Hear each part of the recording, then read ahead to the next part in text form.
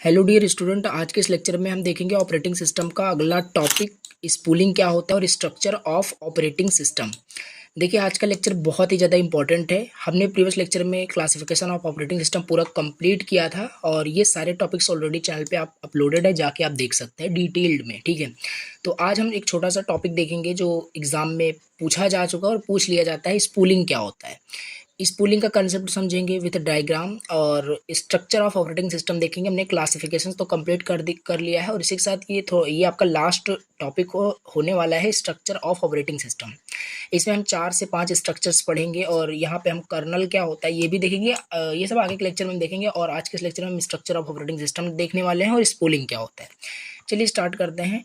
और अगेन छोटे से रिक्वेस्ट है, फर्स्ट टाइम चैनल पे विजिट किया हो तो प्लीज़ एक सब्सक्राइब कर देना, बहुत ही ज़्यादा मोटिवेशन मिलता है, एनर्जी आती है लेक्चर्स कंटिन्यूअसली अपलोड करता रहूं और जैसे कि आपको 5 मिनट आपको चैनल पे इजीली मिल जाएगी। और आपको ऑलरेडी पता है, यहाँ पे अपलोड नोट्स मैंने ऑलरेडी अपने व्हाट्सएप ग्रुप में शेयर कर दिया। आप पर्सनली मैसेज करेंगे, आपको नोट्स इमीडिएटली सारे नोट्स मिल जाएंगे। तो देखिए स्पूलिंग क्या होता है। देखिए ये रहा आपका टॉपिक, स्पूलिंग क्या होता है। देखिए स्पूलिंग सबसे पहले यहाँ पे देखिए इसको समझेंगे बहुत डिटेल से। स्पूलिंग एक आपका एक्रोनियम, इसे समझ सकते हैं। इसका अगर पूरा हम समझे मतलब क्या है, इसका मतलब है साइमल्टेनियस पेरिफेरल ऑपरेशंस ऑनलाइन। मतलब एक साथ पेरिफेरल का मतलब ऑलरेडी पता है, इनपुट आउटपुट डिवाइस होता है। साइमल्टेनियस का मतलब कि लगातार कोई चीज़ अगर हो रही है, ठीक है, तो ये चीज़ हमें डिस्कस करनी है। देखिए यहाँ पे क्या है समझ लेते हैं, डायग्राम के साथ भी मैं इजी तरीके से समझें, आपको बिल्कुल समझ में आएगा। देखिए स्पूलिंग आपका एक एक्रोनियम है, ऑलरेडी बताया, फॉर स्टिमुलस और पेरिफेरल ऑपरेशंस ऑनलाइन। ठीक है, अब ये इसका काम क्या होता है, इसका अब समझते हैं concept. In a computer system में input output device such as printer are very slow. हाँ सही है, यहाँ पे कंप्यूटर सिस्टम में जो इनपुट आउटपुट डिवाइस होते हैं वो प्रोसेसर की कंपेयर में बहुत ही स्लो काम करते हैं relative to the performance of the rest of the system. Means कि प्रोसेसर के कंपेयर में अगर आप देखें तो आपका जो इनपुट आउटपुट डिवाइस होता है वो बिल्कुल स्लो काम करता है as compare to the processor. Already पता है। अच्छा, जैसे कि आपको पता है आपके कंप्यूटर से लैपटॉप की जो प्रोसेसर की स्पीड होती है काफ़ी फास्ट होती है, आपको पता है। तो क्या आप अपने कीबोर्ड से, कीबोर्ड आपका एक इनपुट डिवाइस है, क्या आप अपने कीबोर्ड से इतनी फास्ट टाइपिंग कर सकते हैं जितनी फास्ट आपका प्रोसेसर कोई भी टास्क एग्जीक्यूट कर रहा है? नॉट पॉसिबल, पॉसिबल ही नहीं है। यहाँ पे वही बोल रहा है कि इनपुट आउटपुट डिवाइस जैसे प्रिंटर, कीबोर्ड, माउस, ये सारे जो है as compare to the processor speed काफ़ी स्लो वर्क करते हैं। ठीक है, चलिए ये हो गया। अब इसके आगे लिखा है स्पूलिंग। स्पूलिंग एक प्रोसेस होता है in which data is temporarily held in memory or other volatile storage to be used by device और program। देखो कंसेप्ट बिल्कुल समझ में आएगा बहुत इजी तरीके से। तो हमने समझा कि हाँ, इनपुट आउटपुट डिवाइस होता है, वो प्रोसेसर का मतलब इस स्पीड के कंपेयर में काफ़ी स्लो मतलब काम करता है। तो इसी तरीके को दूर करने के लिए, इसी तरीके को अवॉइड करने के लिए, समझ सकते हो, ठीक है, एक यहाँ पे एक प्रोसेस आया, इनहेंस प्रोसेस आया जो कि है आपका स्पूलिंग। अब ये क्या करता है, यहाँ पे हम डायग्राम के हेल्प से समझते हैं। देखिए यहाँ पे ये है आपका इनपुट डिवाइस, यहाँ पे आपका आउटपुट डिवाइस। आप इनपुट यहाँ पे देखिए, यहाँ पे इनपुट डिवाइसेस की हेल्प से आप क्या करते हो, आप कोई भी इनपुट देते हो, ठीक है, कोई भी इनपुट देते हो जो कि मेन मेमोरी से होते हुए वो आप डिस्क में स्टोर करते हो। देखिए डिस्क मीन्स यहाँ पे सेकेंडरी स्टोरेज की बात की जा रही है और main memory like RAM and ROM already आपको पता है। तो ये चीज़ है, यहाँ पे इनपुट डिवाइस की हेल्प से आप मेन मेमोरी की हेल्प से आप डिस्क में कोई भी डेटा को स्टोर कर सकते हैं। जैसे मान लीजिए आपका जो प्रोसेसर है उसको कुछ टास्क एग्जीक्यूट करना है, टास्क एग्जीक्यूट करने के लिए कुछ उसको डेटा या कुछ ऑपरेंड्स, कुछ भी उसको डेटा चाहिए उसको एग्जीक्यूट करने के लिए, प्रोसेस करने के लिए। तो वो जो डेटा है अगर डायरेक्टली आप प्रोसेसर को इनपुट के थ्रू मतलब इनपुट डिवाइस के थ्रू उसको इनपुट देते हैं, तो ऑलरेडी मैंने जैसे ऊपर डिस्कस किया कि कैसे उसकी स्पीड बहुत स्लो काम करती है। तो वो चीज़ है यहाँ पे। इसी को दूर करने के लिए यहाँ पे इनपुट डिवाइस की हेल्प से मेन मेमोरी से आप यहाँ पे डिस्क में सारे डेटा स्टोर कर लेते हैं और जो भी आपको आपके प्रोसेसर को एग्जीक्यूट करना होता है, लाइक कुछ भी प्रिंट, जैसे यहाँ पे प्रिंटर, यहाँ पे एक आउटपुट डिवाइस है, ठीक है, इसको कुछ भी प्रिंट करना है, कुछ भी एक टास्क एग्जीक्यूट करना है, वो डायरेक्टली सेकेंडरी स्टोरेज से क्या करेगा, डेटा ले लेगा, प्रोसेसर आपका एग्जीक्यूट कर लेगा।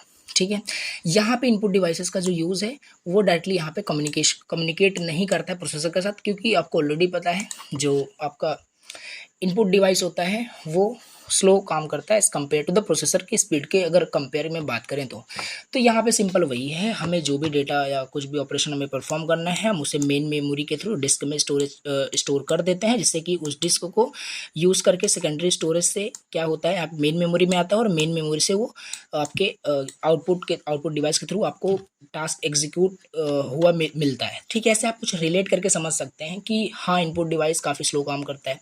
उसी को दूर करने के लिए यहाँ पे ऊपर वही लिखा था, मैं आपको थोड़ा सा एक्सप्लेन और भी करता हूँ। स्पूलिंग एक प्रोसेस था, ऑलरेडी डिस्कस किया, इन विच जो डेटा होता है वो टेम्पररीली स्टोर होता है या हेल्ड होता है इन मेमोरी और other volatile storage to be used by device और प्रोग्राम। वही है जो यहाँ पे हमने यहाँ पे समझा कि क्या चीज़ है। यहाँ पे आगे हम और डिटेल से समझते हैं, बिल्कुल भी परेशान नहीं होना है। ठीक है, जैसे जैसे देखिए द मोस्ट कॉमन इम्प्लीमेंटेशन, जैसे अगर हम बहुत ही सिंपल मोस्ट कॉमन अगर इम्प्लीमेंटेशन एग्जांपल की बात करें स्पूलिंग का, तो वो है आपका इनपुट आउटपुट डिवाइस। देखिए spooling can be found in typical input output device such as keyboard, mouse. वही अभी पहले डिस्कस किया, कीबोर्ड से आप कितनी भी फास्ट टाइपिंग क्यों ना कर रहे हो, आप प्रोसेसर की स्पीड को कभी मैच नहीं कर सकते टाइपिंग को यूज़ करिए या कोई भी इनपुट आउटपुट डिवाइस जो भी है आपका। ठीक है, एंड प्रिंट फॉर एग्जांपल, देखिए for example in printer spooling, printer में स्पूलिंग का क्या कंसेप्ट है यहाँ पे समझना। देखिए for example in printer spooling the documents files that are sent to the printer are first stored in the memory. आपको कुछ भी प्रिंट करना है, आप कमांड देते हो कंप्यूटर सिस्टम को, वो कमांड जाके आपके क्या होता है मेमोरी में स्टोर हो जाता है। ठीक है, मेमोरी में स्टोर हो गया। प्रिंट यहाँ पे वही लिखा है कि जो आपके फाइल्स या जो भी आपको फाइल्स को प्रिंट करना है सबसे पहले वो आपके मेमोरी में स्टोर होना चाहिए। मान लीजिए आपको कुछ प्रिंट करना है तो वो बेसिक सी बात है आपके कंप्यूटर्स में स्टोर होना चाहिए, तभी तो उसे प्रिंट करेंगे आप। तो वो चीज़ है first stored in the memory once the printer is ready, और जैसे ही आपका प्रिंटर जब रेडी होता है it fetches the data and prints it. For example ऐसे हम सिंपल सी मतलब यहाँ पे लैंग्वेज में समझते हैं कि जैसे कि मान लीजिए आपको प्रिंटर से कुछ भी प्रिंट करना है, कुछ भी डॉक्यूमेंट्स फाइल्स प्रिंट करने हैं, तो आप क्या करते हैं, आप कमांड दे देते हैं। अब जैसे आपको 1000 कोई डॉक्यूमेंट या फाइल्स को कुछ प्रिंट करना है, ठीक है, तो at the same time 1000 photo या 1000 जो भी प्रिंट आउट है आपको नहीं मिलने वाला। क्या होता है कि प्रिंटर के जो प्रिंटर का जो क्यू होता है उसमें आपके सारे डॉक्यूमेंट्स स्टोर हो जाते हैं, टेम्पररी वहाँ पे स्टोर हो जाता है। तो यहाँ पे स्टोरिंग का कंसेप्ट ही यूज़ हो रहा है। आपने कमांड दे दिया और आपका जो भी फाइल्स है वो मेमोरी में स्टोर होना चाहिए। जैसे कि क्या था, प्रोसेसर आपका एग्जीक्यूट करता है, प्रोसेसर ये सिंपल सी बात है प्रोसेस करेगा, प्रिंट करेगा आपका डॉक्यूमेंट, तो वो मेन मेमोरी से क्या करता है, सॉरी वो सेकेंडरी मेमोरी से जो आपने अभी ऊपर डायग्राम में देखा, यहाँ पे सारे आपके फाइल्स स्टोर रहते हैं, यहाँ पे सारे फाइल्स आपके स्टोर रहते हैं। प्रोसेसर को कुछ एग्जीक्यूट करना होता है, जैसे आपको प्रिंटर को कुछ प्रिंट करना था, ठीक है, तो यहाँ से वो डॉक्यूमेंट्स लेगा, यहाँ से वो प्रिंट करेगा 1 बाई 1, ठीक है, और सारे जैसे आप अपने 1000 रिक्वेस्ट किया है प्रिंट करने के लिए और 1 बाई 1 यहाँ पे प्रिंट होता रहेगा और यहाँ पे क्यू में सारा आपका डॉक्यूमेंट स्टोर रहता है जो कि आपका टेम्पररी यहाँ पे स्टोर होता है। और यहाँ पे जो टेम्पररी आपका डेटा जो स्टोर रहता है, प्रिंटर यहाँ पे एक बेस्ट मोस्ट कॉमन मतलब एक बेस्ट एग्जांपल हम बोल सकते हैं इम्प्लीमेंटेशन ऑफ स्पूलिंग प्रोसेस, जो कि आप देख सकते हैं यहाँ पे टेम्पररी स्टोर होता है मेमोरी के अंदर, जिससे कि आप यहाँ पे अपना टास्क एग्जीक्यूट कर रहे हैं, आपको कुछ प्रिंट करना था। यहाँ पे वही एक्सप्लेन किया है, डिटेल में थोड़ा समझ सकते हैं आप, ठीक है। अब जैसे मान लीजिए आपका प्रिंटर रेडी ही नहीं है, आप प्रिंट रिक्वेस्ट दे रहे हैं, तो आपका फिर वहाँ पे प्रिंट कुछ भी मतलब आपको रिस्पॉन्स नहीं मिलेगा, ओवरऑल कहने का मतलब आपको आउटपुट नहीं मिलेगा। जैसे आपका डिवाइस या प्रिंटर रेडी हो जाता है वो फेच कर लेगा जो भी क्यू में सारे डॉक्यूमेंट्स पड़े थे, ठीक है, उसको फेच करेगा और प्रिंट करना स्टार्ट कर देगा। तो यहाँ पे जो टेम्पररी आपका स्टोर हो रहा है क्यू के फॉर्मेट में, यही आपका स्पूलिंग का कंसेप्ट है। ऊपर से आपको डायग्राम को एक्सप्लेन कर देना है, बता देना है, बाकी ये सारी इसका कंसेप्ट है, ठीक है। अब जैसे आपने मान लीजिए एक बार फिर से समझ लेते हैं जिससे कि कोई भी कन्फ्यूज़न ना हो। स्पूलिंग एक तरीके का प्रोसेस होता है जिसमें क्या करते हैं, जैसे हमने ऊपर समझा कि इनपुट आउटपुट डिवाइस की जो स्पीड होती है वो प्रोसेसर के कंपेयर में काफ़ी कम होती है। एक प्रोसेस होता है जो डेटा को स्टोर करता है टेम्परली इन द मेमोरी, ठीक है, यही है। अब इसमें आप इसका एग्जांपल लिख सकते हैं। मान लीजिए आपने कंप्यूटर्स को या प्रिंटर को अपने रिक्वेस्ट दे दी 1000 फाइल्स मुझे प्रिंट करनी है, और उस समय आपने प्रिंटर को ऑन ही नहीं किया था, ठीक है, मीन्स आपका प्रिंटर तो कनेक्टेड था बट ऑन करने का मतलब है आपका प्रिंटर रेडी नहीं है, मतलब ऑन ना होने का मतलब है आपका प्रिंटर रेडी नहीं है, अभी वो प्रिंट नहीं कर सकता, ठीक है। तो आपने रिक्वेस्ट तो दे दी, आपका रिक्वेस्ट तो क्यू में चला गया है। जैसे ही आपका डिवाइस वो रेडी हो जाता है, आपका प्रिंटर रेडी हो जाता है, प्रिंटर का जो होता प्रिंटर क्या करेगा, आपका जो भी रिक्वेस्ट आपने दिया था उसको फेच कर लेगा।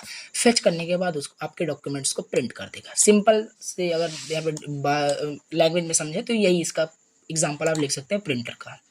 डिटेल से काफ़ी देख लिया। अब यहाँ पे है यूर हेड योर माउस और कीबोर्ड फ्रीज ब्रीफली, और ये भी एक एग्जांपल है बहुत बढ़िया कि आप ऐसा रियल लाइफ में भी होता होगा। आप कुछ भी आप लैपटॉप में कुछ भी काम कर रहे हैं, आप बहुत फास्ट टाइपिंग कर रहे हैं, तो समटाइम्स आपने नोटिस किया होगा आप कीबोर्ड्स में काफ़ी सारे कीज़ को प्रेस कर देते हैं। वो 1 से 2 मिनट बाद वो आपका सारा वहाँ पे जाके एक बार में सारे कीज़ वहाँ पे फिर एग्जीक्यूट होते हैं। मीन्स आप समझ सकते हैं क्या मैं बोलने की कोशिश कर रहा हूँ। तो वो जो आपकी की होती है वो फ्रीज हो जाती है, ठीक है। तो यहाँ पे वही लिखा है, कभी कभी आप नोटिस करते हैं जैसे माउस पे अभी मैं यहाँ पे क्लिक कर रहा हूँ तो यहाँ पे तभी कुछ नहीं हो रहा है, बट समटाइम्स नोटिस करेंगे आप। जैसे एग्जाम्पल ही मैं आपको दिखाता हूँ। जैसे जैसे देखिए, जैसे यहाँ पे मान लीजिए मैं अभी कुछ भी यहाँ पे टाइप कर रहा हूँ, ठीक है। तो यहाँ पे देखिए सारे कीज़ यहाँ पे अच्छे से वर्क कर रहे हैं, टाइप हो रहे हैं। बट समटाइम्स क्या होता है, आप टाइप करते रहते हो बट यहाँ पे कुछ टाइप भी नहीं होता है, और फिर अचानक से 30 से 40 सेकंड बाद जो भी उसकी टाइमिंग है वो इंस्टेंटली फिर वहाँ पे सारे आपके प्रिंट हो जाते हैं, सारे वहाँ पे कीज़ आ जाते हैं जो भी आपने वहाँ पे प्रेस किया है। तो यहाँ पे वही ये भी एक एग्जांपल स्पूलिंग का है। इवन हेड योर माउस और कीबोर्ड ब्रीफली वो फ्रीज हो जाता है। We often click around to test it is working और not, although store data, मतलब रैपिडली वो क्या करता है, इंस्टेंटली वो सारा एग्जीक्यूट हो जाता है, ऐसा कुछ। तो यही आपका कंसेप्ट है स्पूल का। और अचानक से कैसे एग्जीक्यूट हो जाता है, तुरंत क्यों नहीं करता है, वहाँ पे स्पूलिंग का कंसेप्ट है। मीन्स कि जो भी क्या बोलते हैं, जो भी आप स्पूलिंग आपका है वो आपका जो भी आपने कीज़ वहाँ पे कीबोर्ड के थ्रू प्रेस किया था, जो भी माउस पे आपने जहाँ पे भी क्लिक किया था वो उस समय नहीं हो पाया। मे भी हो सकता है आपके बैकग्राउंड में, आपके इंटरनली जो कंप्यूटर्स में जो भी सिस्टम्स थे, कुछ भी हो सकता है, बहुत सारे फैक्ट्स हो सकते हैं जो रेडी ना हो, ठीक है। उस टाइम जब आप वहाँ पे मान लीजिए आप कीबोर्ड के थ्रू कुछ टाइप करने वाले थे, ठीक है, उस समय आपका कीबोर्ड रेडी नहीं था। मीन्स कुछ भी हो सकता है, रेडी का मतलब रेडी नहीं होने का मतलब कुछ भी हो सकता है कि आपका काम ना कर रहा हो कीबोर्ड, तो रेडी नहीं था। बट अचानक से जब वो रेडी हो जाता है तो आपने तो प्रेस तो कर दिया था, ठीक है, वो स्टोर तो हो गया है उसके क्यू में। वही मतलब कहाँ पे स्टोर हो गया, टेम्परली वो सारे कीज स्टोर हो जाते हैं जो आपने आप जो प्रेस करते हैं। तो और एक बार में जैसे आपका वो कीबोर्ड रेडी हुआ, फेच करके सारा एग्जीक्यूट कर दिया। सिंपल यही स्पूलिंग का कंसेप्ट है, बहुत बड़ी चीज़ नहीं है, ठीक है। 7 मार्क्स से पूछता है तो डेफिनेशन लिखनी है, थोड़ा सा एक्सप्लेन करना है, डायग्राम बनाना है, आपको आप यहाँ पे 7 मार्क्स मिल जाएंगे। और यहाँ पे एडवांटेज डिसएडवांटेज ऑल्सो आपको मेंशन करना है। एडवांटेज क्या है, यहाँ पे नोटिस कर पा रहे हो साइमल्टेनियस यहाँ पे प्रोसेसिंग हो रहा है, यानी लगातार एक साथ यहाँ पे प्रोसेसिंग हो रही है। कंटिन्यूस वर्क फ्लो हो रहा है। रिड्यूस्ड वेट टाइम, और यहाँ पे वेट टाइम रिड्यूस हो गया है क्योंकि यहाँ पे इनपुट पे डिपेंड नहीं कर रहा है आपका प्रोसेसर, ठीक है, क्योंकि वो उसको जो भी डेटा चाहिए वो डायरेक्ट सेकेंडरी स्टोरेज से लेकर के अपना काम कर ले रहा है, एग्जीक्यूट कर ले रहा है। तो ये ओवरऑल स्पूलिंग का मतलब है, ये एडवांटेज हो गया, ठीक है। तो यहाँ पे अब नेक्स्ट टॉपिक देखते हैं अपना स्ट्रक्चर ऑफ ऑपरेटिंग सिस्टम। तो ओवरऑल स्पूलिंग का यही आपका मतलब था। एक बार इसे आप फिर से देख सकते हैं क्या था, पूरा मैंने डिटेल से यहाँ पे एक्सप्लेन किया। Now next topic is structure of operating system. Very very very important question, structure of operating system 7 marks में एक्सप्लेन करने के लिए आता है। पर्टिकुलर यहाँ पे स्ट्रक्चर्स भी आपसे पूछ सकते हैं और कंबाइन करके भी यहाँ पे what is operating system and explain various structures of operating system, चारों एक्सप्लेन करने पड़ेंगे आपको, ठीक है। और चारों के चारों बहुत ईजी हैं, ठीक है। तो इसमें हम इस लेक्चर में हम 2 स्ट्रक्चर्स देखेंगे, फर्दर लेक्चर में हम ये कंप्लीट कर रहे होंगे। तो देखिए स्ट्रक्चर ऑफ ऑपरेटिंग सिस्टम क्या होता है ऑलरेडी आपको पता है, ठीक है, इतने लेक्चर्स हम पढ़ चुके हैं। तो सिंपल सी बात है, किसी भी चीज़ का स्ट्रक्चर होता है, कंप्यूटर का भी बहुत सारे स्ट्रक्चर्स होता है, ठीक है। जैसे आपका फ़ोन, ठीक है, वो मिनी कंप्यूटर है, आपका लैपटॉप, डेस्कटॉप और पीसी, तो ये अलग अलग स्ट्रक्चर्स आके कंप्यूटर के होते हैं। उसी तरीके से ऑपरेटिंग सिस्टम का भी काफ़ी सारे स्ट्रक्चर्स होते होंगे, बेसिक सी बात है, सिंपल सी बात है। तो पहला जो स्ट्रक्चर होता है सिंपल स्ट्रक्चर, या इसे आप बोलिए मोनोलिथिक स्ट्रक्चर, ठीक है। सिंपल मोनोलिथिक स्ट्रक्चर सेम है। सिंपल स्ट्रक्चर्स क्या होता है, मोनोलिथिक स्ट्रक्चर क्या होता है, दोनों सेम है। तो पहला स्ट्रक्चर यही है सिंपल स्ट्रक्चर। चलिए डिस्कस करते हैं। देखिए नाम से ही आपको पता चल रहा है सिंपल, यानी हर चीज़ में क्या होगा, सिंपल होगा, सिंपल, ठीक है। ऐसा कुछ समझिए यहाँ पे, इसके हेडिंग से, इसके वर्ड से आप समझने की कोशिश करिए जिससे आपको कुछ भी अगेन रटना ना पड़े। यहाँ पे सिंपल स्ट्रक्चर क्या होता है देखते हैं। देखिए यहाँ पे से जैसे ही अभी ये आप देख रहे हो, ये जो स्ट्रक्चर बनाया गया है ये है आपका MS DOS का, MS DOS का। MS DOS क्या होता है? Microsoft disk operating system. और ये जो अभी स्ट्रक्चर आप देख रहे हो बहुत ही ज़्यादा सिंपल है, ठीक है। अब क्या है अभी हम डिस्कस करते हैं। देखिए, such operating systems do not have well defined structures and small, simple and limited. देखिए, बहुत सारे ऑपरेटिंग सिस्टम जो होते हैं बहुत सिंपल होते हैं, बहुत ज़्यादा मतलब वेल डिफाइंड स्ट्रक्चर्स में नहीं होते हैं, मतलब बहुत ही ज़्यादा सिंपल ऐसा ऑपरेटिंग सिस्टम जो बहुत सिंपल हो। Do not have well defined structures called simple structures, ठीक है। इसमें कंपोनेंट जो होते हैं वो लिमिटेड होते हैं, सॉरी यहाँ पे देखिए, सिंपल स्ट्रक्चर्स में क्या होता है, जो सब ऑपरेटिंग सिस्टम्स होते हैं वो वेल डिफाइंड स्ट्रक्चर्स में नहीं होते, मतलब बहुत ज़्यादा सिंपल होते हैं।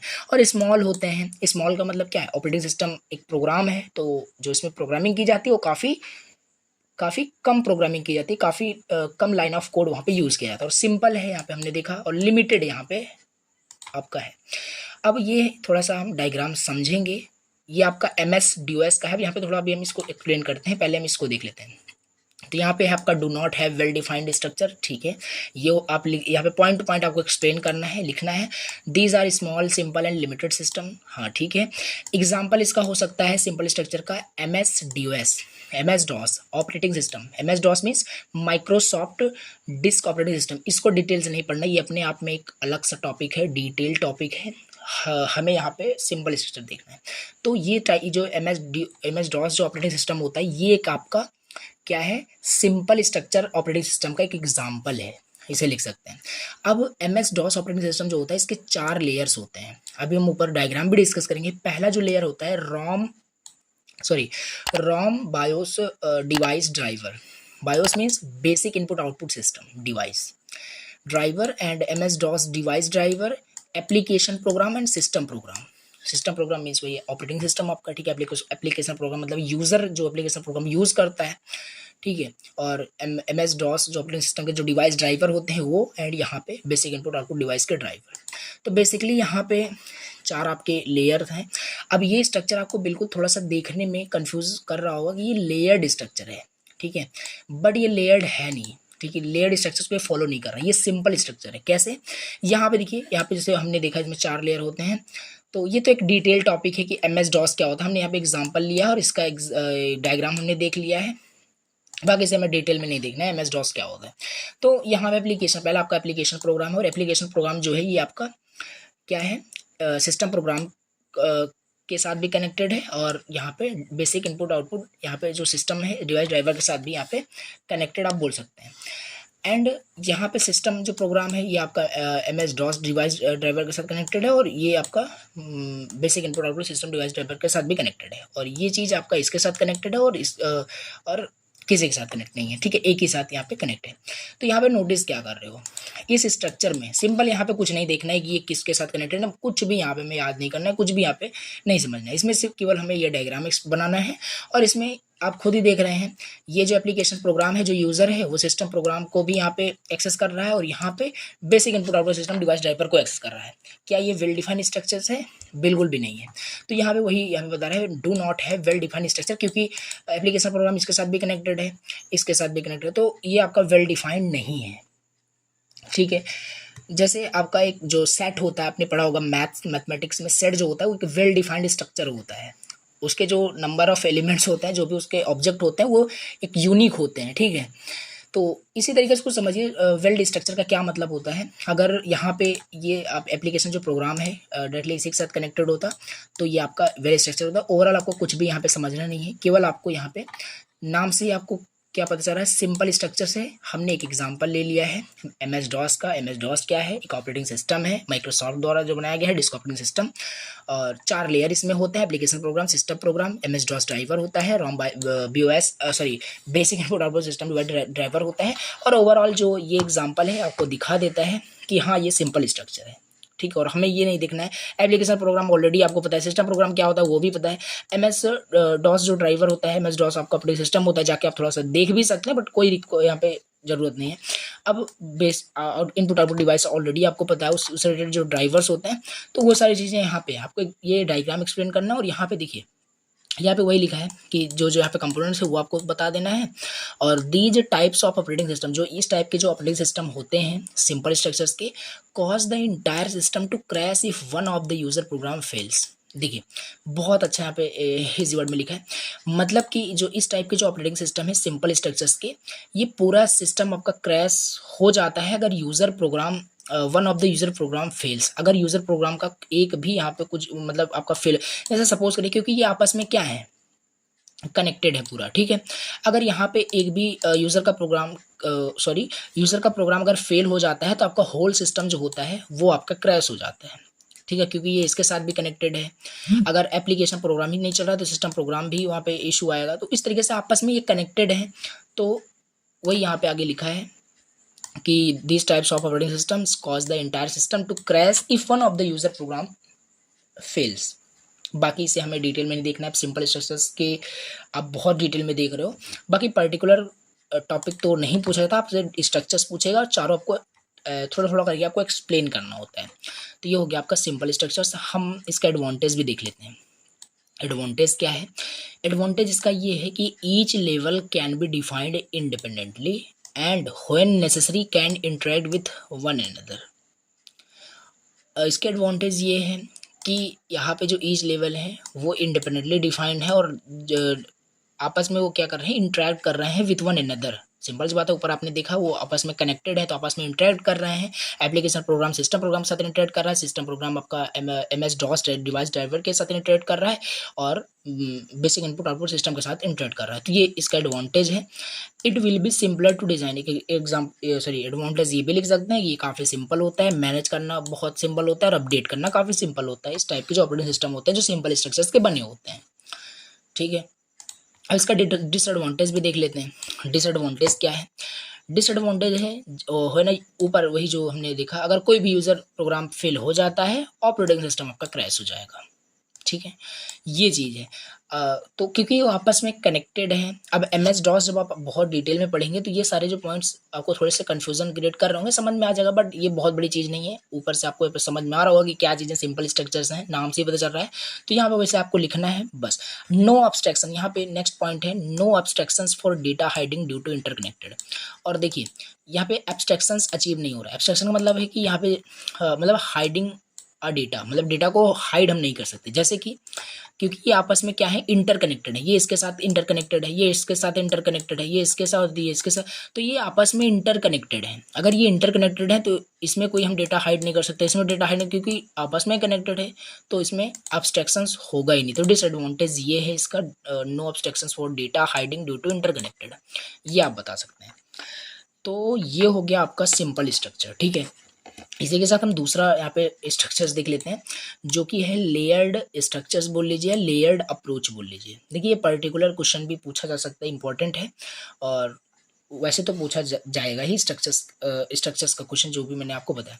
तो लेयर्ड स्ट्रक्चर क्या होता है? नाम से फिर से आप यहाँ पे इमेजिन करिए, आपको समझ में आ जाएगा कि लेयर्ड, नाम से कुछ पता चला, लेयर्ड मतलब कुछ भी ऐसी चीज़ जो लेयर्ड फॉर्मेट में है। जैसे ऊपर आपने जो डायग्राम देखा है MS DOS का, वो लेयर्ड आपको लग रहा होगा, ठीक है, कि लेयर बाय लेयर है, बट वो लेयर फॉर्मेट को फॉलो नहीं कर रहा है, क्योंकि अगर कोई भी लेयर होता है तो वो इंटरकनेक्टेड नहीं होता है। तो ये लेयर्ड अप्रोच यहाँ पे यूज़ करता है। अब ये क्या है, इसको हम डिटेल से देखते हैं।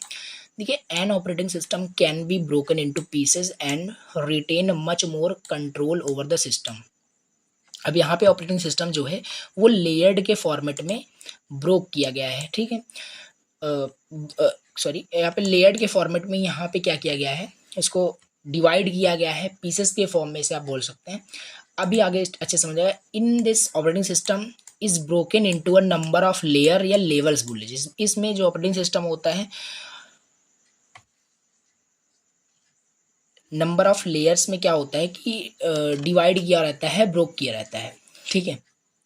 तो ये चीज़ है। अब यहाँ पे द बॉटम लेयर, अब यहाँ पे हम समझ रहे हैं, थोड़ा सा डायग्राम में आपको दिखा देता हूँ। ये थ्योरेटिकल यहाँ पे लिखा गया है, बाकी डायग्राम ये समझ में आ रहा होगा। देखिए यहाँ पे क्या होता है, ये आपका लेयर्ड लेयर्ड अप्रोच है, लेयर्ड स्ट्रक्चर है, जो कि लेयर्ड 0 जो है वो आपका कंप्यूटर हार्डवेयर होता है, उसके ऊपर आपका लेयर 1 होता है, उसके ऊपर लेयर 2 होता है, लेयर 3 होता है, फिर लास्ट में लेयर N होता है। और लेयर N क्या होता है, यूज़र इंटरफेस होता है। समझते हैं ये सारी चीज़ें क्या है। देखिए यहाँ पे वही लिखा है broken into number of layers. हाँ ठीक है, नंबर ऑफ लेयर्स में वहाँ पे डिवाइडेड है, लेयर 0 1 ऐसे करके वहाँ पे एन तक डिवाइडेड है। ठीक है, द बॉटम लेयर जो होता है लेयर 0 इज द हार्डवेयर, वो हार्डवेयर होता है, and the top most layer N is the user interface. Now the operation, जो ऑपरेशन है या जो रूटीन हमें परफॉर्म करना है, can be invoked by higher level layer, high level layer. The layer itself can invoke operation on lower level layer. देखिए इसका क्या मतलब है, इसमें मान लीजिए ये हमने शॉर्ट फॉर्म में इसको लिखा है, जैसे समझ में आया। देखिए इसमें क्या है, जो लेयर है, अब लेयर को मान लीजिए लेयर 1 को कोई भी अगर सर्विस ऊपर वाले लेयर को देनी है, एक सेकेंड देखिए, मान लीजिए लेयर 1 को, लेयर 1 जो यहाँ पे है इसको ऊपर लेयर 2 को कुछ सर्विस देनी है, तो ये कंपलसरी होना चाहिए, मैंडेटरी होना चाहिए कि ये लेयर 0 से पहले वो सर्विस ले। यहाँ पे वही लिखा है कि जो लेयर है सर्विस इससे सॉरी, यहाँ पे क्या है, नीचे वाले लेयर से क्या करें, सर्विस ले, और ऊपर वाले सर्विस को ले, सॉरी ऊपर वाले सर्विस को ऊपर वाले लेयर को सर्विस दे। ओवरऑल ये मतलब थोड़ा कन्फ्यूजन क्रिएट कर रहा होगा, आई नो, बट थोड़ा सा ट्राई करिए अंडरस्टैंड करने के लिए। जो लेयर होता है, मान लीजिए ये जो लेयर है इसको कुछ टास्क या कुछ भी इसको परफॉर्म करना है, तो ये ज़रूरी होना चाहिए कि उसका लेयर 0 पहले एग्जीक्यूट हो गया हो। ठीक है, लेयर 0 पहले क्या हो, सर्विस ले चुका हो, जिससे कि लेयर फिर उसके ऊपर वाले जो भी लेयर हैं उसको वो सर्विसेज दे पाएगा। तो यहाँ पे वही लिखा था, द ऑपरेशन जो भी यहाँ पे इन्वोक करना है by higher level layer, the layer itself can invoke operation on lower level layer. बिल्कुल कंफ्यूज नहीं होना है, हम आगे और डिटेल से डिस्कस करते हैं। देखिए लिखा है, these layers are so designed that each layer uses the function of the lower level layers. Simple वही पता, जो भी यहाँ पे डायग्राम में दिखा वही लिखा है कि इसमें जो होता है, जो लेयर होता है, इस तरीके से डिजाइन किया जाता है कि जो ईच लेयर होता है वो यूज करता है function of the lower level layer, मतलब जो लोअर लेवल लेयर जो होता है उसके फंक्शंस को यूज करता है उसका जो अपर लेवल लेयर जो होता है। ठीक है, तो यही चीज़ है, अगर कोई भी लेयर को अगर फंक्शन परफॉर्म करना है तो उसके नीचे वाला पहले एग्जीक्यूट हो गया हो। देखिए एक एग्जांपल अभी हम डिबगिंग का लेंगे, बहुत अच्छे समझ में आएगा। This simplifies the debugging process. Example है डिबगिंग प्रोसेस का। मान लीजिए इफ लोअर लेवल लेयर जो होता है आर डिबग्ड, मान लीजिए जो लोअर लेवल लेयर है वो डिबग्ड है, ठीक है, and an error occurs during debugging, then the error must be on that layer only as the lower level layers have been debugged. अब मान लीजिए लेयर 0 आपका क्या है, डिबग्ड हो चुका है, फिर लेयर 1 डिबगिंग प्रोसेस में है, और इस डिबगिंग प्रोसेस में मान लीजिए, अब डिबग क्या होता है थोड़ा सा आप जाके थोड़ा सा समझ लेना कि डिबगिंग क्या होता है। ठीक है, ये आप एग्जांपल समझिए कि यहाँ पे मान लीजिए लेयर 1 डिबगिंग प्रोसेस में है, तो यहाँ पे क्या होगा, अगर इस प्रोसेस के ड्यूरिंग द प्रोसेस अगर कोई भी एरर आता है तो ऐसा नहीं है कि जो एरर होगा वो एट दैट लेयर ही होगा, मतलब लेयर 1 पे एरर रहा है तो लेयर 1 पे ही होगा, और लेयर 0 पे कोई इफेक्ट नहीं होगा, क्योंकि लेयर 0 ऑलरेडी क्या है, एग्जीक्यूट हो चुका है, और इसे सर्विसेज लेयर 1 को सर्विसेज देना है लेयर 2 को, तो ये क्या करेगा, इससे सर्विस ले लेगा, लेयर 0 सर्विस लेगा, लेयर 2 को यहाँ पे दे देगा। ठीक है, सर्विस। तो ये चीज़ है यहाँ पे, इसका ये मतलब है। अब यहाँ पे थोड़ा सा देख लेते हैं एडवांटेज क्या होता है, बाकी इसे जब खुद आप पढ़ेंगे तो अच्छे से आप समझ पाएंगे कि क्या चीज़ें यहाँ पे क्या एक्सप्लेन यहाँ पे हो रहा है। तो यहाँ पे एडवांटेज इसका क्या है कि लेयर्ड जो अप्रोच है, जो ये लेयर्ड स्ट्रक्चर जो ऑपरेटिंग सिस्टम है, लेयर्ड जो आपके अप्रोच यूज़ हुआ है, ये प्रोवाइड कर रहा है मॉडुलैरिटी। मॉडुलैरिटी अब क्या होता है, देखिए मॉडुलैरिटी का सिंपल मतलब होता है, मॉडुलैरिटी का सिंपल ये अभी हमने जो एक्सप्लेन किया। ठीक है, ये मान लीजिए आपका क्या है, लेयर्ड स्ट्रक्चर है। ठीक है, ये आपका क्या है, लेयर्ड स्ट्रक्चर है। सिंपल सी बात है, मान लीजिए जैसे मॉड्युलैरिटी का सिंपल यही मतलब होता है जो हमने ऊपर अभी डिस्कस ऑलरेडी कर लिया है। अगर इस लेयर को कुछ अगर यहाँ पे एग्जीक्यूट करना है, अगर इस लेयर को कोई सर्विस देनी है, ठीक है, ऊपर वाले लेयर को अगर कुछ सर्विस देनी है, तो सिंपल सी बात है, ये लेयर आपका सर्विस देगा इसको, इस लेयर को सर्विस देगा आपका इसके नीचे वाला जो लेयर है। तो सिंपल सी बात है, ये वाला लेयर अगर सर्विस देने वाला है तो इससे सर्विस ये ले चुका हो, ठीक है, इससे सर्विस ले लेगा तभी ऊपर वाले लेयर को सर्विस दे पाएगा। तो ये ओवरऑल लेयर्ड अप्रोच होता है, लेयर्ड स्ट्रक्चर होता है आपका ऑपरेटिंग सिस्टम, ठीक है। ऑपरेटिंग सिस्टम का लेयर्ड स्ट्रक्चर यही होता है। तो मॉड्यूलैरिटी का सिंपल यही मतलब है यहाँ पे देखिए। तो इसका सेकंड जो आपका एडवांटेज है वो है आपका debugging is easier as lower layers are debugged. Debugging यहाँ पे काफ़ी इजी हो गया क्योंकि लोअर लेवल जो लेयर्स होते हैं वो डिबग्ड रहते हैं, these upper bounds are checked. फिर वहाँ पे अपर जो लेयर होता है, अपर जो आपका लेवल लेयर जो होता है वही खाली चेक होता है क्योंकि ऑलरेडी आपका लोअर लेवल लेयर जो होता है वो डिबग हो चुका है। अगर उसके ऊपर कोई भी एरर आता है तो फिर वहाँ पे लोअर लेयर में कोई भी वहाँ पे इशू नहीं आता है, कोई भी प्रॉब्लम नहीं होता है। तो ये हो गया आपका लेयर्ड स्ट्रक्चर। अगेन थोड़ा सा कंफ्यूजिंग लग रहा होगा आई नो, बट थोड़ा सा अगेन से प्रीवियस करके आप जाके फिर से देख सकते हैं, जिस तरीके से समझ में आ जाएगा। डिसएडवांटेज इसका देख लेते हैं। डिसएडवांटेज क्या है?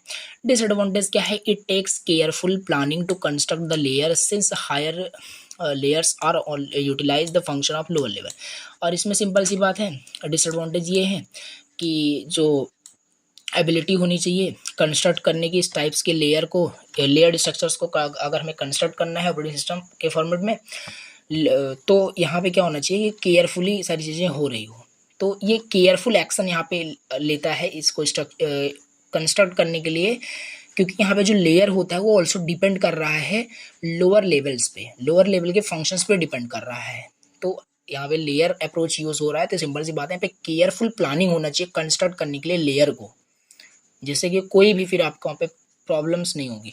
तो यही आपका डिसएडवांटेज है, इसे भी आप यहाँ पे लिख सकते हैं, ठीक है। तो ये ओवरऑल आपका हो गया layered structure and simple structure, monolithic structure. और हमने स्पूलिंग भी देखा क्या होता है। अगेन अगर थोड़ा सा भी कन्फ्यूज़न आपको लग रहा हो, मेक श्योर आप लेक्चर 0 से जुड़े हुए हैं, तो उतना भी आपको यहाँ पे कन्फ्यूज़न नहीं होगा। और यहाँ पे देखिए हमने क्या क्या डिस्कस किया, ऑपरेटिंग सिस्टम के हमने स्ट्रक्चर्स यहाँ पे डिस्कस किए, जो कि आपका लेयर्ड स्ट्रक्चर था, और इसी में आपका एक सिंपल स्ट्रक्चर्स भी है जो कि यहाँ पे मेंशन नहीं किया है। और हमने मोनोलिथिक यहाँ पे स्ट्रक्चर्स भी डिस्कस किया है। अब आगे नेक्स्ट लेक्चर में हम जो ऑपरेटिंग सिस्टम का स्ट्रक्चर जो है वो अगला टॉपिक हम देखेंगे, नेक्स्ट देखेंगे माइक्रो कर्नल स्ट्रक्चर्स क्या होता है और मॉड्यूलर स्ट्रक्चर क्या होता है। उसी के साथ ऑपरेटिंग सिस्टम के हम सर्विस कंपोनेंट देखेंगे और एक कर्नल टॉपिक बचेगा, ये देखेंगे। इतने टॉपिक्स बचे हुए यूनिट फर्स्ट के अंदर, देन आपका यूनिट फर्स्ट टोटली फिनिश हो जाएगा। यूनिट सेकंड पे हम मूव ऑन कर जाएंगे। तो चलिए आज के इस लेक्चर को ये पेंड करते हैं। एंड अगेन चैनल पे अगर फर्स्ट टाइम विजिट किए हैं, मेक श्योर चैनल को सब्सक्राइब कर देना, बहुत ज़्यादा मोटिवेशन मिलता है और कंटिन्यूसली मैं लेक्चर्स अपलोड कर पाऊंगा अगर आप फीडबैक आप देते हैं, कमेंट करते हैं, लाइक करते हैं चैनल्स को। तो चलिए, thank you so much for watching the lecture.